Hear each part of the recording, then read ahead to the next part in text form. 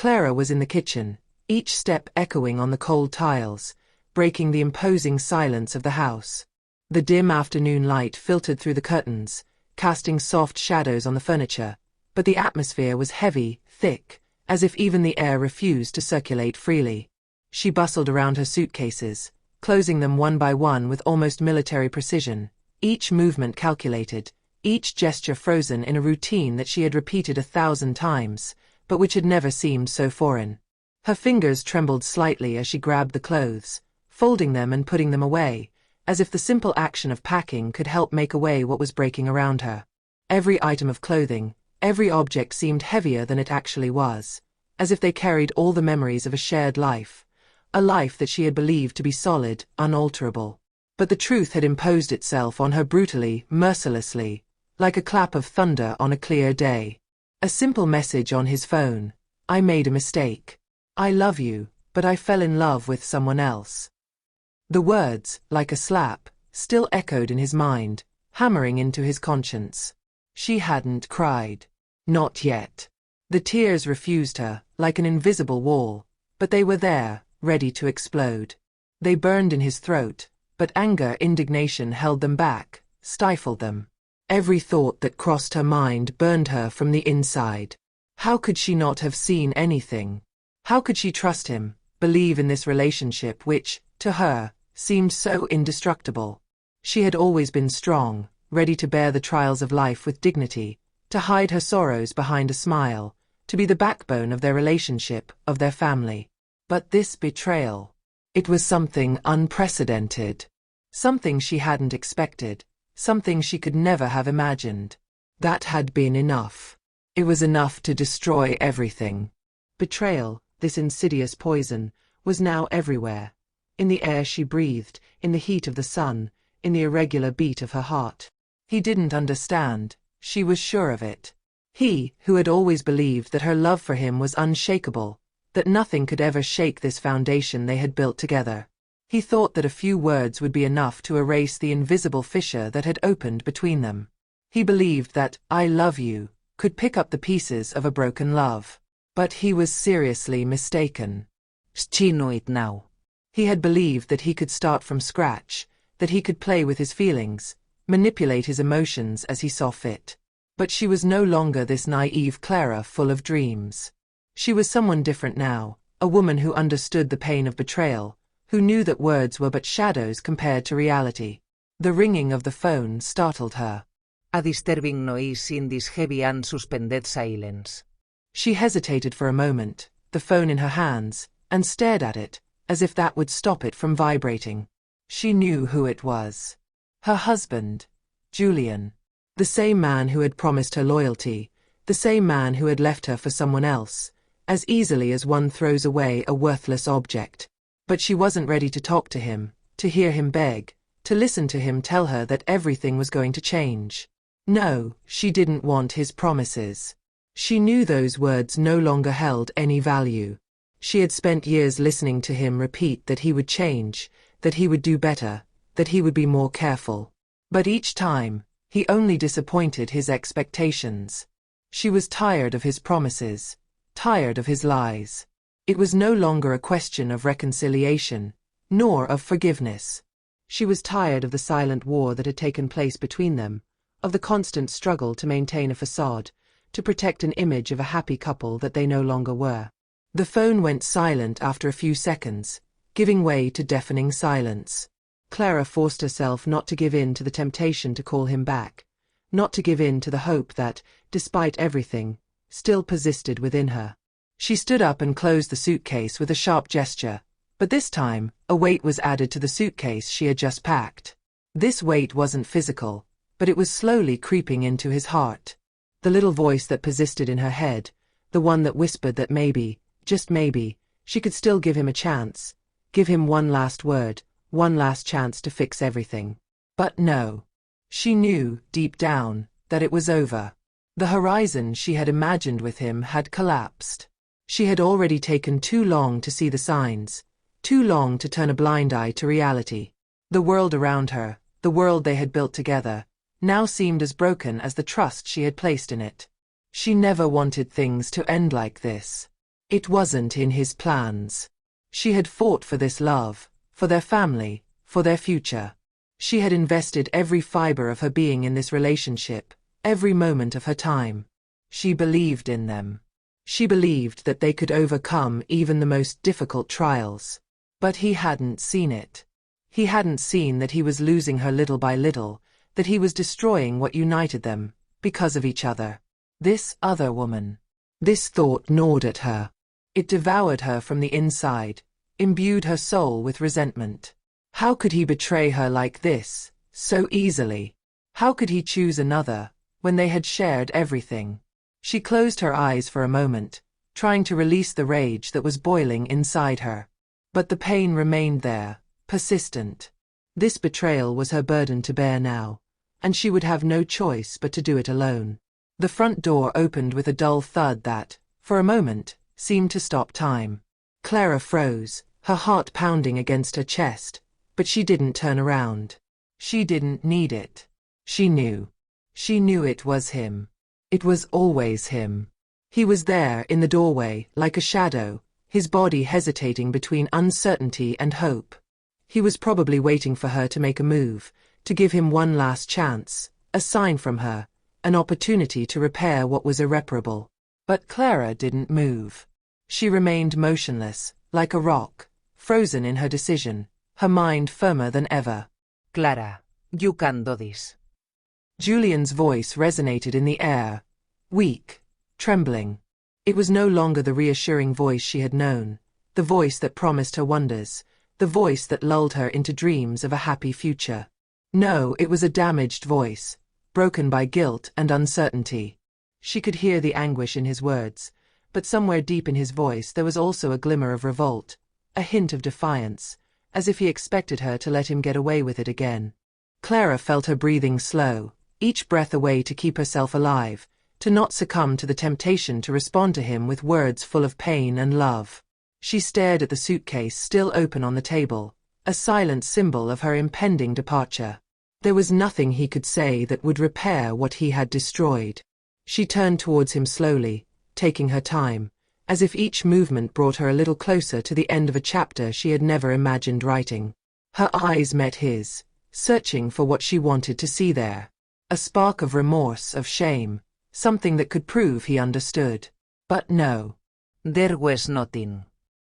He looked at her with that same expression from before, that of the man who had always believed himself to be sheltered from the consequences of his actions. That of the man who thought that once again, he could save himself. You don't understand, do you? Clara finally said, her voice calm, but with an icy coldness that cut the air between them. You don't understand what you did. It's not just a mistake. It's a choice. A choice you made at my expense. At our expense. She pronounced each word with painful precision, as if each syllable was a sword she thrust into the void between them. Her eyes didn't move away from his, but deep down, she already knew it was futile. Julian didn't want to understand. He had never done it. His actions had spoken louder than his words, and he still didn't know how to listen. I know you're angry, and I deserve it, he said, his voice softer this time, almost pleading.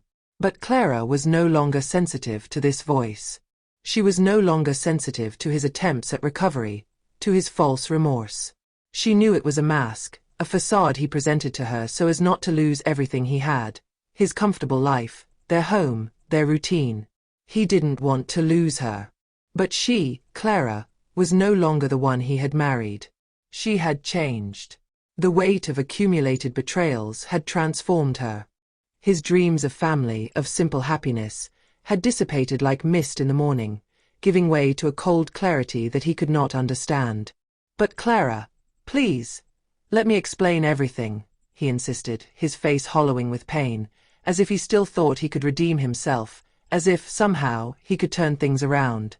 She looked at him without looking away, her eyes shining with suppressed emotion, but ready to burst at any moment. She stood up in a single movement, her posture straighter than ever. Every word he spoke made her feel more distant, more foreign. She felt like a spectator, an observer of the scene unfolding before her, but she was no longer an actress.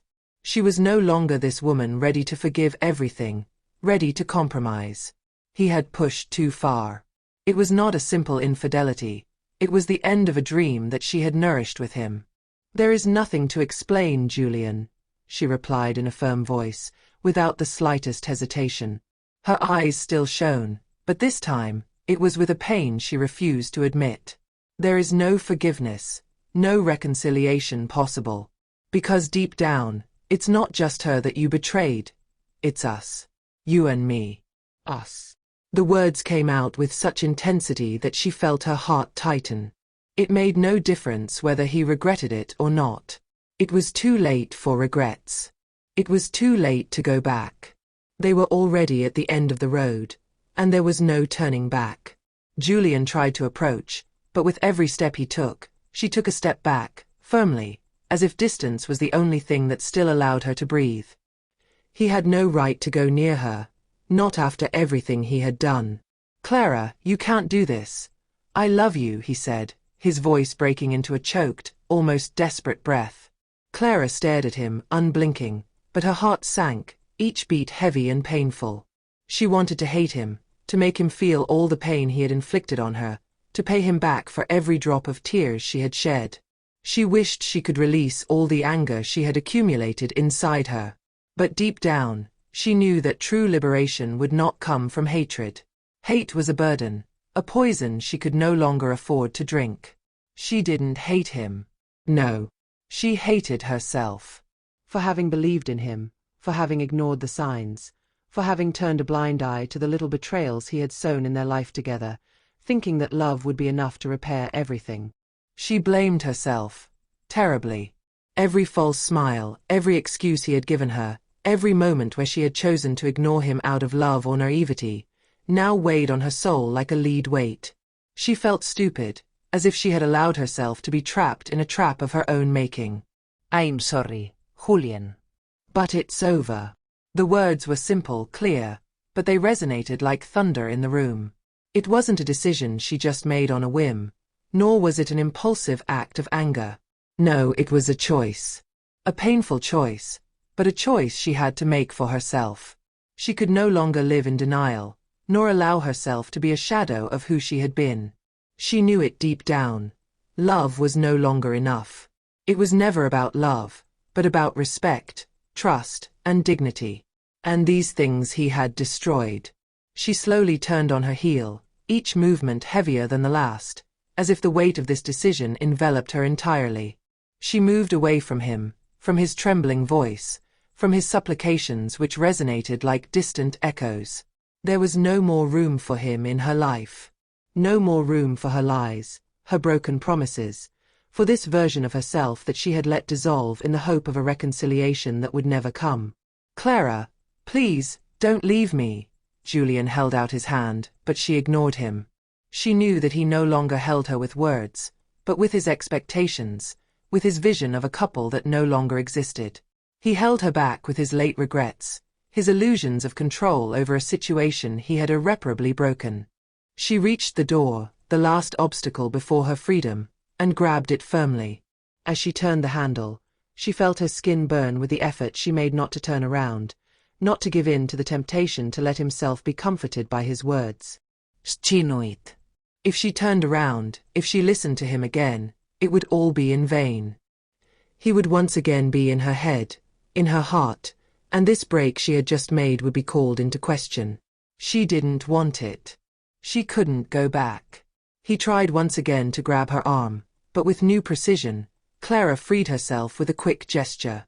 A gesture without hesitation, like a silent declaration. It was over, and there was no more room for him. No more room for his manipulations, for his need to keep her in this golden cage where she had allowed herself to be imprisoned. She opened the door, each movement filled with the certainty that she was finally freeing herself from this weight, from this burden. She closed it gently, almost with a tenderness that even she didn't understand. It was a symbolic act. Closing the door behind her wasn't just a physical gesture. It was the closing of a chapter in his life, the definitive closing of a cycle which, despite the beautiful moments, had never been healthy. And in this silence that fell around her, Clara felt a new breath enter her being. The silence of the room, empty of his presence, was both heavy and liberating. The suitcases were still there, like mute witnesses to what had just happened. The silence in the air was palpable, but for Clara, it was a calming silence, that of the end of waiting, the end of uncertainty. She walked with a confident step, her gait more assured than ever, her head held high, her gaze straight. Each step brought her closer to the person she was becoming again. She didn't need him. She no longer needed validation for her lies. She needed to find herself, to rebuild herself, far from pain, far from the shadow of infidelity. Clara felt strong, stronger than she had in a long time. She knew it, deep down. The path would be difficult, no doubt. But it was his to go through now. Not in pairs, not in the shadow of regrets, but alone, in the light of her own freedom. And as night fell, enveloping the city in a mantle of black velvet, Clara found herself facing a new beginning. A departure that she had chosen, a new freedom, finally. It wasn't a leak. It was a rebirth.